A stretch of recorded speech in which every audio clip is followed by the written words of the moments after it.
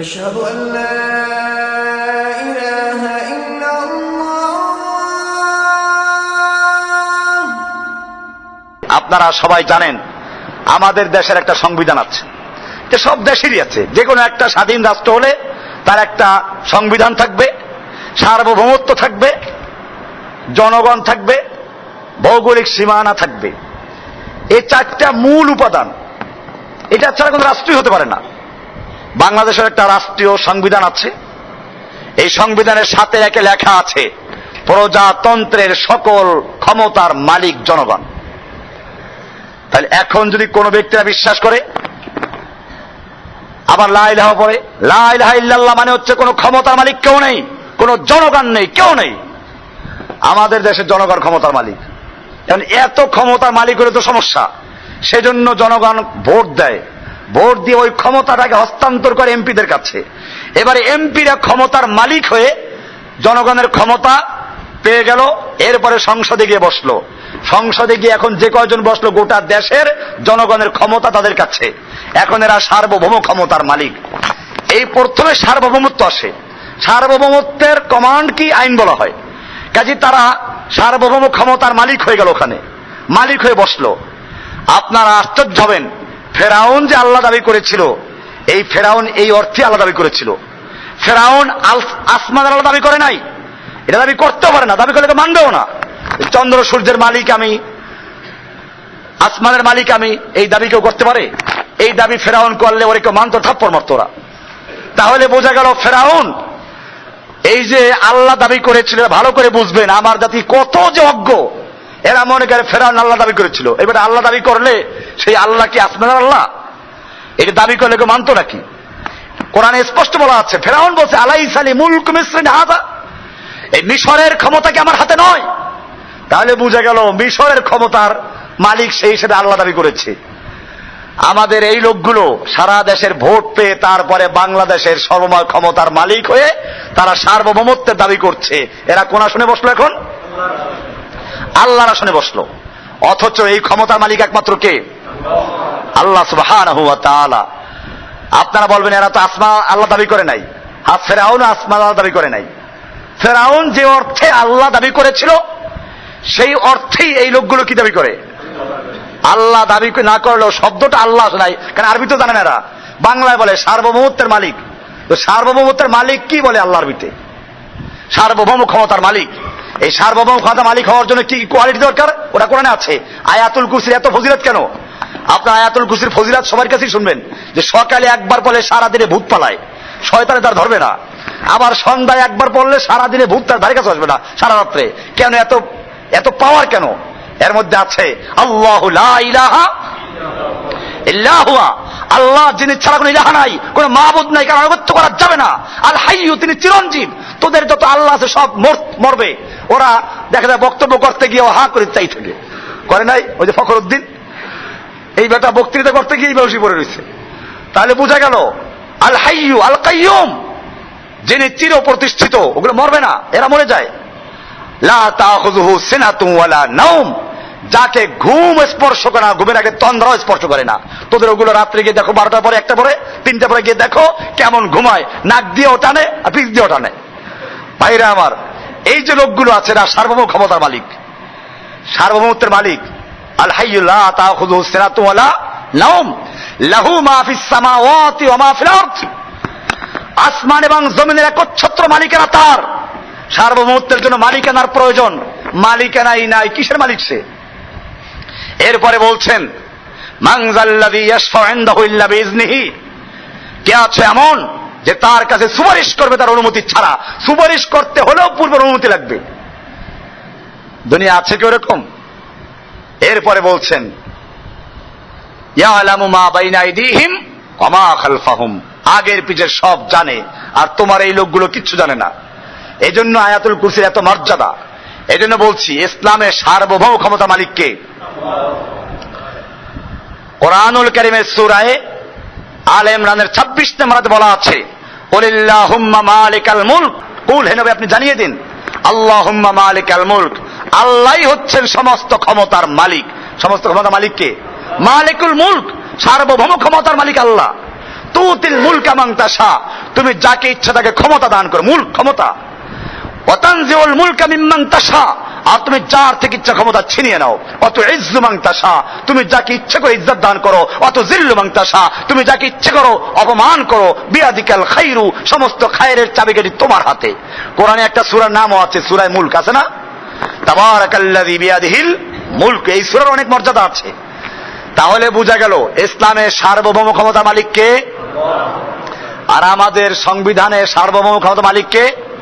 জনগণ। এরপরে আসুন, আল্লাহ যেহেতু সার্বভৌম ক্ষমতার মালিক, আর যিনি ক্ষমতার মালিক তার আইন দেওয়ার এখতিয়ার আছে। আপনি একটা কারখানার মালিক, 10,000 শ্রমিক আপনার অধীনে কাজ করে, আপনি মালিক, আপনার ক্ষমতা আছে, এখন আপনি যেটা বলবেন ওইটা আইন। আর আমি যদি ওই কারখানায় গিয়ে সারাদিন চিল্লাই, আমার কথা কেউ মানবে? কারণ আমার ওখানে ক্ষমতা নাই। এই জন্য ক্ষমতা লাগবে। ক্ষমতার মাধ্যমে যে হুকুম দেওয়া হয় সেটার নাম কি? এই জন্য আল্লাহ সুবহানাহু ওয়া তাআলা বলছেন, যেহেতু সার্বভৌম ক্ষমতা মালিক আল্লাহ, আইন দেওয়ার অধিকার কার? আলা লাহুল খালকু ওয়াল আমরু, সৃষ্টি যার, আইন চলবে তার। ইনিল হুকমু ইল্লা লিল্লাহ, আল্লাহ ছাড়া আর কোনো বিধান দেওয়ার এখতিয়ার নাই, ক্ষমতাই নেই কারো। আমাদের সংসদে কি আছে? সংবিধানের ধারা 7-2 লেখা আছে, জনগণের অভিপ্রায়ে, হুবহু ভাষাটা আপনারা দেখে নেবেন, এই সংবিধান দেশের সর্বোচ্চ আইন বলে বিবেচিত হবে। অন্য অন্য আইনের যতখানি এই আইনের সাথে অসামঞ্জস্যশীল, ওই আইনের ততখানি বাতিল বলে গণ্য হবে।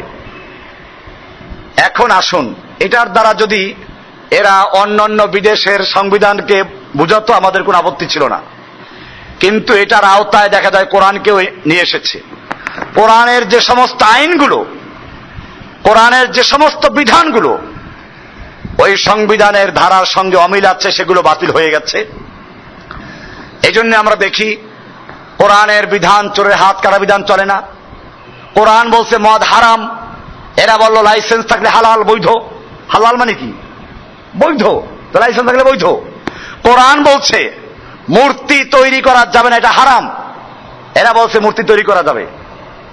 রাস্তার মোড়ে মোড়ে মূর্তি, আপনাদের আশপাশে মূর্তি আছে বহুত। এরকম ভাবে এই মূর্তি দিয়ে স্কুল, কলেজ, ইউনিভার্সিটি পর্যন্ত ভরে ফেলেছে। এমনি ভাবে আল্লাহ সুবহানাহু ওয়া তাআলা বলেন জিনা ব্যভিচার হারাম, এরা বলল পতিতালয়ের লাইসেন্স থাকলে ওটা হারাম না, যৌনকর্মী। ওরা কি? যৌনকর্মী। ওদেরকে পতিতা বলা যাবে না, বেশ্যা বলা যাবে না, ওরা কর্মী, যৌনকর্মী। এরকম ভাবে আল্লাহ সুবহানাহু ওয়া তাআলা যে আইনগুলো দিয়েছেন, এখন তো জানেন পর্দার আইন নিয়ে চলছে, তারপরে আপনার নারীদের সম্পত্তির অধিকার নিয়ে চলছে। এই বিষয়গুলো আপনারা বিস্তারিত আমার লেকচারের মধ্যে শুনবেন বা লেখা আছে। আমার আজকে এই বিষয়ে লেকচারটা উদ্দেশ্য হচ্ছে এই, আমি দেখাচ্ছি যে আল্লাহর বিধান যেখানে যেখানে সংবিধানের সাথে সাংঘর্ষিক, সেখানে আল্লাহর কোরআনের বিধানকে বাতিল করা হয়েছে, ওদেরটাকে বহাল রাখা হয়েছে। এবারে তাহলে যদি আল্লাহর কমান্ড কেউ না মানে, আল্লাহর বিধান কেউ না মানে, তাহলে আল্লাহকে মানা হলো।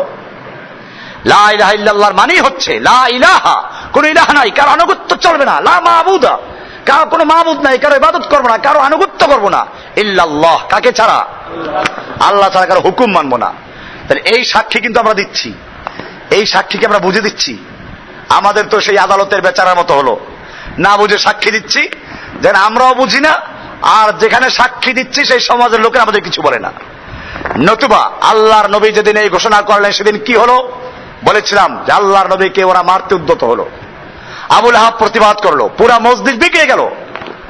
এরপরে আল্লাহর নবীর কাছে পরের দিন মক্কার নেতারা আসলো, আল্লাহর নবীর চাচা আবু তালেবের কাছে।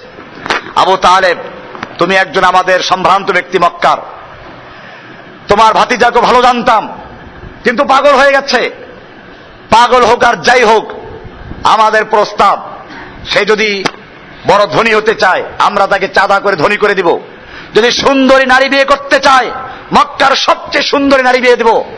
যদি নেতা হতে চায়, মক্কার নেতৃত্বের মুকুট থেকে পরিধান করে দেওয়া হবে, কিন্তু একটা শর্ত, তা হচ্ছে এই লা ইলাহা ইল্লাল্লাহর দাওয়াত দেওয়া যাবে না। আল্লাহ নবীর চাচা আবু তালেব আল্লাহ নবীর কাছে গিয়ে বলল, বিষয়টা অনেক গুরুত্বপূর্ণ। এদের পাওয়ার, এদের ক্ষমতা তোমরা জানো, এদের দল আছে, এদের জনগণ আছে। আল্লাহ নবী সাল্লাল্লাহু আলাইহি সাল্লামকে আবু তালেব বলার পরে আল্লাহর নবী সাল্লাল্লাহু আলাইহি ওয়াসাল্লাম উত্তর দিলেন, চাচা, সারা জীবন তোমার কাছে লালিত পালিত হয়েছি, জন্মের পূর্বে আব্বাকে হারিয়েছি, জন্মের 6 বছরের মাথায় আম্মাকে হারিয়েছি, দাদার কাছে 2 বছর ছিলাম, এরপরে সেও মারা গেল। 8 বছর বয়সের থেকে তুমি নিজের ছেলের চেয়ে আমাকে বেশি আদর করেছো, লালন পালন করেছো। জেনে রাখো, ওরা এইগুলো না, মক্কার এই নেতৃত্ব নয়। আসমানের সূর্য যদি আমার এক হাতে তুলে দেয়, আসমানের চন্দ্র এক হাতে তুলে দেয়, আমি মুহূর্তকালের জন্য কালেমাতুশ শাহাদা লা ইলাহা ইল্লাল্লাহর দাওয়াত থেকে বিরত থাকবো না। কারণ আমি দাওয়াত দিচ্ছি আল্লাহর পক্ষে। যালিকা বিআন্নাল্লাহা মাওলাল্লাযীনা আমানু ওয়া আন্নাল কাফিরিনা লা মাওলা লাহুম। আমি যার পক্ষে দাওয়াত দিচ্ছি তিনি ওদের চেয়ে অনেক বড় ক্ষমতার মালিক, তার পাওয়ার অনেক বেশি, তার ক্ষমতা অনেক বেশি, তিনি সার্বভৌম ক্ষমতার মালিক, তার আইন কেবল চলবে, এছাড়া কারো আইন চলবে না। আমার মাওলা আছে, দুনিয়ার কুফফারদের কোনো মাওলা নাই, আমি তার পক্ষে দাওয়াত দিচ্ছি। ভাইরা আমার, এরপরে আপনারা জানেন জুলুম নির্যাতন শুরু হলো, শেষ পর্যন্ত নবীকে হত্যা করার জন্য ঘেরাও করেছিল। আল্লাহ তাআলা তারপরে সাহায্য করেছেন। আমাদেরকে মনে রাখতে হবে, এই কুফরি মতবাদ আজকে আমাদের সমাজে আছে। মুসলিমরা লা ইলাহা ইল্লাল্লাহ পড়ে, আবার এই মূর্তি, এই জনগণের সার্বভৌমত্ব, জনগণের তৈরি করা আইন, মানব রচিত আইন, এই সবগুলো আমাদের সমাজে ঢুকে আছে। আমাদেরকে লা ইলাহা ইল্লাল্লাহর সাক্ষী দিতে হলে আমাদেরকে বুঝে শুনে সাক্ষী দিতে হবে। এই সাক্ষী সাধারণ সাক্ষী না। কোরআনুল কারীমে আল্লাহ তাআলা বলেছেন যে কুল আইয়ু শাইইন আকবারু শাহাদা, সবচেয়ে বড় সাক্ষী কোনটি তুমি কি জানো? আমাদের যদি প্রশ্ন করা হয় সবচেয়ে বড় সাক্ষী কোরআনে কোনটা, হয়তো অনেকে বলতে পারবো না। এটা কোরআনুল কারীমের সূরা আনআম এর 19 নম্বর আয়াতে বলা আছে কুল আইয়ু শাইইন আকবারু শাহাদা। এই আয়াতের শেষে কি বলা আছে? কুল ইন্নামা হুয়া ইলাহু ওয়াহিদুন, এক আল্লাহ, আল্লাহ যে এক, আমাদের মাবুদ একজন, এর সাক্ষী দেওয়া হচ্ছে সবচেয়ে বড় সাক্ষী। কোরআনুল কারীমে এই সাক্ষীটার এত গুরুত্ব দেওয়া হয়েছে। আল্লাহ তাআলা সূরা আলে ইমরানের 18 নম্বর আয়াতে বলেছেন শাহিদাল্লাহু আন্নাহু লা ইলাহা ইল্লা হুয়া ওয়াল মালায়েকাতু ওয়া উলুল ইলমি কায়িমান বিল কিসত লা ইলাহা ইল্লা হুয়াল আজিজুল হাকীম। আল্লাহ তাআলা সাক্ষী দিচ্ছেন, ফেরেশতারা সাক্ষী দিচ্ছে, সমস্ত ইলমওয়ালারা সাক্ষী দিচ্ছে, জ্ঞানীরা সাক্ষী দিচ্ছে। সেই সাক্ষীটা কি? যে সাক্ষী আল্লাহ নিজে দিয়েছেন, যে সাক্ষী ফেরেশতারা দেয়, যে সাক্ষী সমস্ত জ্ঞানীরা দেয়, সেই সাক্ষীটা কোনটা? লা ইলাহা ইল্লা হুয়া, আল্লাহ ছাড়া কোনো ইলাহ নেই। এই সাক্ষী দেওয়া, এই সাক্ষী বুঝে শুনে দিতে হবে। আজকে আমরা সাক্ষী দিচ্ছি, আবার এর বিপরীত কাজগুলো করছি। কিছু শিরিক ভিআইপি শিরিক, কিছু গরিবদের শিরিক। ভিআইপি শিরিক কোনটা? আমাদের দেশে অনেকে লা ইলাহা ইল্লাল্লাহ দাওয়াত দেয়, কিন্তু তাদের লা ইলাহা ইল্লাল্লাহ এই ভিআইপি শিরিকগুলো স্পর্শ করে না। লা ইলাহা ইল্লাল্লাহর মানেই হচ্ছে রাষ্ট্রীয়ভাবে যারা শিরিক করছে, সামাজিকভাবে যারা শিরিক করছে, সবগুলো। বরং আমরা দেখি অনেকে শিরিক বলতে শুধুমাত্র কবর পূজাকে কেউ বুঝে, কেউ পীর পূজাকে বুঝে, কিন্তু রাষ্ট্রীয়ভাবে আল্লাহর সার্বভৌমত্বকে অস্বীকার করা, এটা যে বড় শিরিক, এটা যে সবচেয়ে বড় শিরিক। বরং নবীদের প্রথম বিরোধিতা করেছে রাষ্ট্রীয় শক্তি। মূসা আলাইহিস সালাম যখন লা ইলাহার দাওয়াত দিলেন, তখন তার বিরুদ্ধে দাঁড়িয়েছিল কারা? ফেরাউনরা। ফেরাউনরা তৎকালীন রাষ্ট্র ক্ষমতার মালিক ছিল। ইব্রাহিম আলাইহিস সালাম যখন তাওহীদের দাওয়াত দিলেন, তার বিরুদ্ধে দাঁড়িয়েছে নমরুদরা, তৎকালীন রাষ্ট্র ক্ষমতার অধিকারী। আমাদের নবীজি যখন দাওয়াত দিলেন, তখন তার বিরুদ্ধে দাঁড়িয়েছে মক্কার আবু জাহল, আবুল হাবরা, মক্কার ক্ষমতা, রাষ্ট্র ক্ষমতার অধিকারী। বোঝা গেল লা ইলাহা ইল্লাল্লাহর মানে প্রথম পর্যায়ে যেখানে আঘাত করবে তা হচ্ছে জনগণের সার্বভৌমত্ব এবং জনগণের কমান্ডকে বাতিল করে এক আল্লাহর সার্বভৌমত্ব, এক আল্লাহর কমান্ড প্রতিষ্ঠিত করা। এটা হচ্ছে লা ইলাহা ইল্লাল্লাহর মূল অর্থ।